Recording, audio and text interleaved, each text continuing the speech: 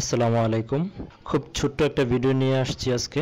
সেটা হচ্ছে যে আমরা ডেস্কটপ কিংবা ল্যাপটপ ইউজ করি যারা, অনেকেই নিজেদের যেই ক্রোম ব্রাউজারটা আছে এটাকে অর্গানাইজ করে রাখতে পারি না, বা অনেকেই এই জিনিসগুলো আমরা জানি না। তো না জানার কারণে কি হয় যে আমরা প্রত্যেকটা জিনিস প্রত্যেকবার সার্চ করে নিয়ে আসতে হয়। তো অনেকেই আমার এই ডেস্কটপের এই মোডটা দেখে অনেকেই জিজ্ঞেস করে যে এটা আমি কিভাবে করলাম। দেখেন এখানে নিউজ পেপারগুলো আমি একটা ফোল্ডারের মধ্যে রেখে দিয়েছি, সোশ্যাল মিডিয়াগুলো এখানে রেখে দিয়েছি, যখন যেটাতে মনে চায় তখন আমি ক্লিক করে ঢুকে যেতে পারি। স্পোর্টস চ্যানেলগুলো রেখে দিয়েছি। তারপর এরকম করে সবগুলা। তো আজকে আমরা দেখবো এটা কিভাবে করা যায়। তো প্রথমে আমরা এটা একদম একটা ফ্রেশ একটা ব্রাউজার নেব। সেটা হচ্ছে ধরেন আমি এরকম একটা ফ্রেশ ব্রাউজারের মধ্যে আমার এখানে দেখেন কোনো ফোল্ডার ক্রিয়েট করা নেই। সো প্রথমে আমরা এখানে যে দেখবো সার্চ বারের ঠিক নিচে একটা ফাঁকা জায়গা আছে। তো এই জায়গাতে আমরা রাইট ক্লিক করব। রাইট ক্লিক করলে নিচে আমরা দেখতে পাবো দুটো অপশন আছে, add page and add folder. তো অ্যাড পেজ এবং অ্যাড ফোল্ডার এই দুইটার কাজ আমরা এখনই দেখব।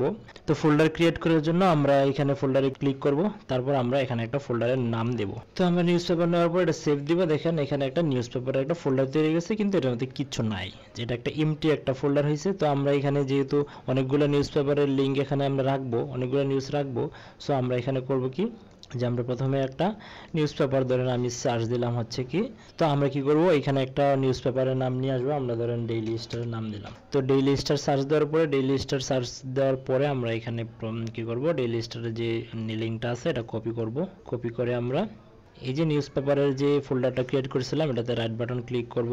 রাইট বাটন ক্লিক করার পর এখন আমরা অ্যাড ফোল্ডারে দেবো না, আমরা দেবো হচ্ছে কি অ্যাড পেজ। ঠিক আছে।